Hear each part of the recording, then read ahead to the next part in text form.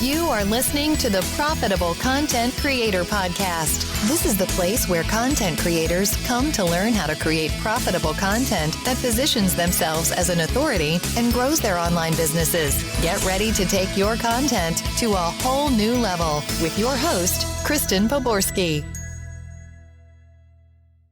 Okay, so I am back with another tips on landing pages. So let's go through the common mistakes that people are making on landing pages or could be your sales page. So the first thing is if you do not have good headlines. That's the first thing that people see when they come to your landing page. So if it's not clear, it's not benefit driven, and it's just not good, then you're not really conveying the value of your offer or transformation, whether or not it's a course that you're selling or an opt-in or doing a beta test for your course, whatever it is. If that's not clear, you're losing prospects and customers from the get-go. So what you want to do is you want to use clear, compelling headlines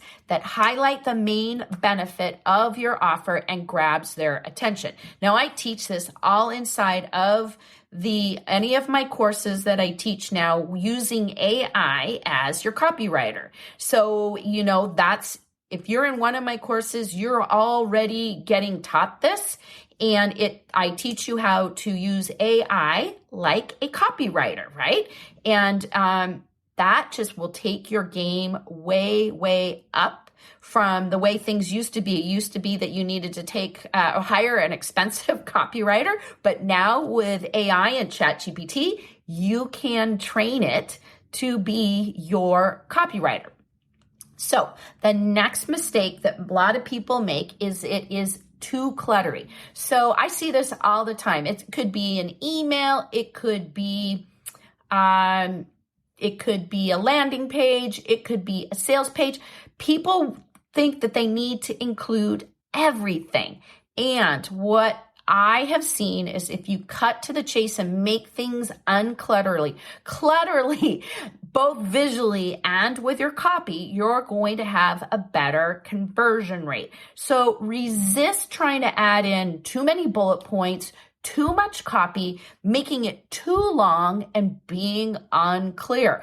If you have a super long opt-in page, you want to probably cut out about half of it, okay? You only need a few sections. You need a header, you need some headline copy, you need some benefit-driven bullet points with an image over to the side, call to action, a few testimonials for social proof, another call to action. And if you're driving people to your landing page from cold traffic, you need a little information about you and why you do what you do and why your method works. So that, in a nutshell, is pretty easy. Same thing with a sales page. You don't want to make it sound too hard. And that's the thing, when you make things too cluttery, and too long, you take something that should be simple and make it sound hard. And that's one of the biggest turnoffs to prospective customers or leads is if you make things sound too hard. You want to make everything sound benefit driven and make it sound easy. So the next mistake people do is they bury their call to actions, or it's missing your call to action. So you might be putting it down too low on the page. What you want to do is you always want to, whether it's a sales page or a landing page or an opt-in page, you want that call to action up in your header. It's the first thing they can see. If they're coming there from an email that you've already done, they might already be primed to buy. So you want to capture it at the very top or give them the opportunity to buy or opt in at the very top of your page, okay? Otherwise, you might lose them as you scroll down, or if you bury it in there way too far at the bottom. Resist that. You can have multiple calls to action on even a simple landing page. Again, I usually add 3, one at the top, run right below the benefits, one right below the testimonials, and I might even add a fourth right under the about me, because not everybody is going to go back up, and some people want to read the whole entire thing. And that goes for whether or not you're doing a sign up for a course beta test or a longer sales page for a big course or a smaller course. You want to make it easy and visible for people to sign up for whatever it is that you are giving them. Now, another mistake that people make is they have a weak or unclear value proposition offer that they're making. So you want to communicate the unique value of what you're offering. Now, your course, your opt-in is not your offer. What you are offering is the transformation for your prospect. You're offering how you're going to help them to get to where they want to be, to solve their problem. So if you don't state that clearly, you're going to lose your prospect or the sale. So that's where AI can really come in and help you fix that when you learn how to use AI as a copywriter. When you train it and you have the right prompts and you know how to make it sound like you and to help you use it to write better copy, it can cut that learning curve down, and you don't need to hire a copywriter to write your copy anymore. You can use ChatGPT to do that. Now, the next mistake is that people don't test it and look at your landing page or your sales page for mobile friendly. I've talked about this before, but it is very important that you do that. I've seen that time and time again. If you don't look at that, because so many people are on mobile these days, you want to look at that and adjust the elements on your page so that it looks good, whether or not they're on an iPad, they're on a computer, or on their phone. So you definitely want to do that and make sure that all your buttons are easily readable and tappable, all right? Now, the next mistake that people make is the lack of trust building on their landing and sales pages. So you want to make sure that you add in testimonials, reviews, badges, even when you're doing a long page, when you're selling something, that's where having a guarantee is in there. That helps build trust. So you definitely need to make sure that you have all of those elements on your landing page and on your sales page.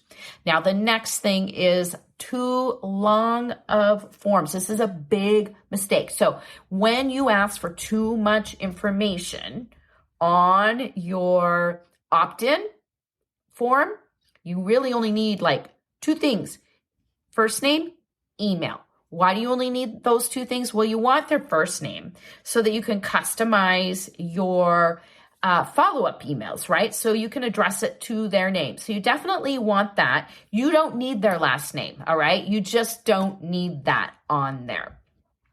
So those are the two things you need. Now, if it is a sales page, what you want to do is have a two-step checkout where you first capture their name, first name, last name, email, then they go to the checkout form. So why do you do that?